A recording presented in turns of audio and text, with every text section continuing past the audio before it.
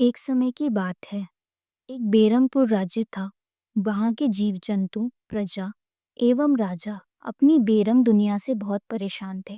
तभी राजा ने सोचा, क्यों ना कला के माध्यम से अपने बेरंगपुर में रंग भरे जाएं। उन्होंने अपने दो बुद्धिमान मंत्रियों को बुलाया और उन्हें आदेश दिया, जाइए एक ऐसी कला ढूंढ कर लाइए जो कि हमारे बेरंगपुर में रंग भर सके।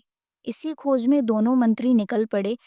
उन्होंने हर दिशा में ढूंढा, कई लोगों से पूछा, परंतु उन्हें कुछ पता ना चला। तभी उन्हें एक ज्ञानी फकीर मिले, जिन्होंने उन्हें बताया, अलख निरंजन दात में मुंजन, दिल्ली हाट जाओ बच्चा, जो तुम चाहते हो तुम्हें वहीं मिलेगा। तो दोनों मंत्री निकल पड़े दिल्ली हाट की ओर और लाखों किलोमीटर सफर करने के बाद वह पहुंच गए दिल्ली हाट, एक ऐसी जगह जहां कलाकारों को स्थान दिया जाता है अपनी कला को प्रदर्शित करने का और उनको अन्य लोगों तक पहुंचाने का। अब वह खोज में थे उस कला की और उन्हें उनकी मंजिल मिल ही गई। उनकी नज़र जब मधुबनी चित्रकला पर पड़ी तो मंत्रियों को महसूस हुआ कि ये वही चित्रकला है जो उनके राज्य को रंगों से भर सकती है। मधुबनी चित्रकला की पहचान 1964 के बिहार भूकंप के दौरान हुई, जब विदेशी निरीक्षकों ने इस कला को देखा और इसे आगे बढ़ाने का प्रोत्साहन दिया। पहले ये कला केवल महिलाएं दीवारों पर गोबर, चावल और प्राकृतिक रंगों से बनाती थी, लेकिन समय के साथ इसका प्रसार हुआ। चित्रकला में देवी देवताओं का विशेष स्थान है, जिसमें भगवती भवानी देवी, रामायण, महाभारत, भगवत पुराण एवं सूर्य देव का चित्रण प्रमुख रूप से दिखाया जाता है। माता सीता और श्री राम का हमें प्रमुख चित्रण देखने को मिलता है, जिसमें सीताराम विवाह, वनगमन इत्यादि भाग देखे जाते हैं। माता सरस्वती को ज्ञान का प्रतीक माना जाता है। मधुबनी चित्रकला सिर्फ कला नहीं, बल्कि एक मिथिला की संस्कृति, परंपरा और धार्मिक मान्यताओं को संरक्षित रखने सशक्त माध्यम है।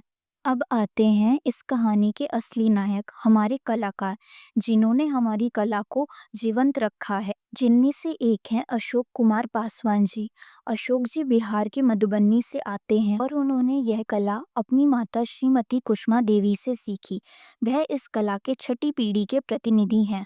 अशोक जी ने 1983 में इस कला के क्षेत्र में कदम रखा, लेकिन शुरू में उन्हें कई बाधाओं का सामना करना पड़ा।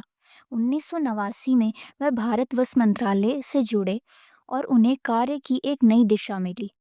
इस माध्यम से वे कई राज्यों में एग्जीबिशन में जाकर अपनी कला की प्रस्तुति और व्यापार कर सकते हैं। इन्होंने भारतीय रेलवे की बोगियों पर मधुबनी चित्रकला का चित्रण किया, जिसके लिए उन्हें राष्ट्रीय प्रशस्ति पत्र श्रीमान पीयूष गोयल जी के हाथों से प्राप्त हुआ। इसके अलावा इन्हें कलाश्री पुरस्कार से भी सम्मानित किया गया है। अशोक जी ने अपनी कला से न केवल खुद को बल्कि अपने परिवार को भी आर्थिक स्थिरता दी।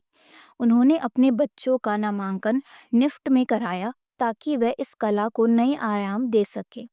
वह अपनी चित्रकला का मूल्य उसके निर्माण में लगे समय के आधार पर रखते हैं, ताकि कलाकार के समय और मेहनत की उचित सराहना हो।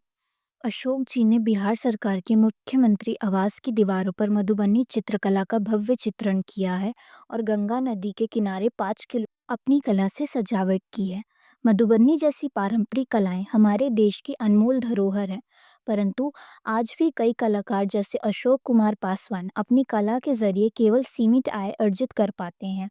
हमें इस कला को संरक्षित करना और प्रोत्साहित करना चाहिए, ताकि ऐसे कलाकारों की मेहनत रंग ला सके। तभी हमारे बेरंगपुर जैसे राज्य में फिर से रंग भर सकेंगे और कला का यह समृद्ध खजाना हमारी आने वाली पीढ़ियों के लिए भी सुरक्षित रहेगा।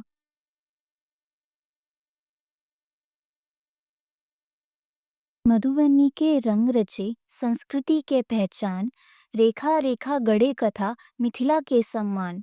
चित्रकार के हाथ सजावे इतिहास के रूप, सृजनक के संग जीवित रहाए परंपरा अनूप।